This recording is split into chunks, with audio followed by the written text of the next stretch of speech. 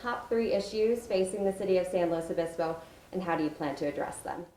The top 3 issues, without a doubt, are our public safety, our health, and then our vitality and economic recovery. Right now are the top pressing issues. And how do you plan to address each of those?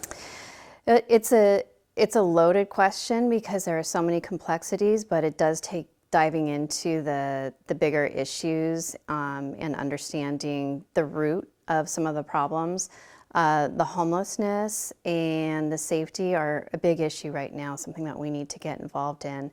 And I do feel like the city is underrepresented with what resources are out there that we have access to, but are not necessarily being met. So first and foremost, I think having some sort of advisory body or council within the city that addresses that specifically is important to get in place right away for our public health and safety.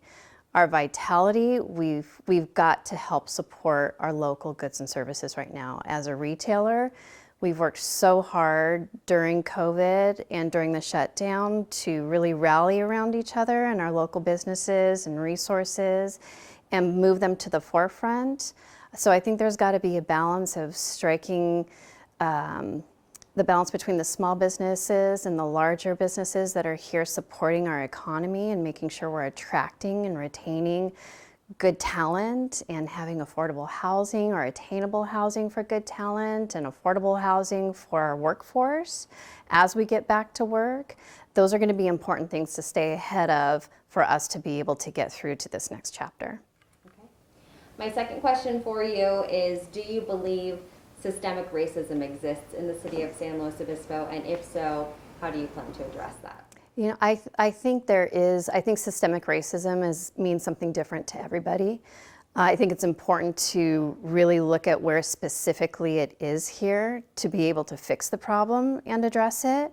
And until we do that, we're really not making much progress. So I think the new DEI, the Diversity, Equity, and Inclusion Task Force, that's what they're in place for. And I think that they're going to be really instrumental in making sure that we identify where it is here so that we can make some effective change and fix it. Okay, and why do you want to run for mayor right now? I love my community. I'm 7 generations Central Coast. I love what I do, and I love the community that I serve here through my business already.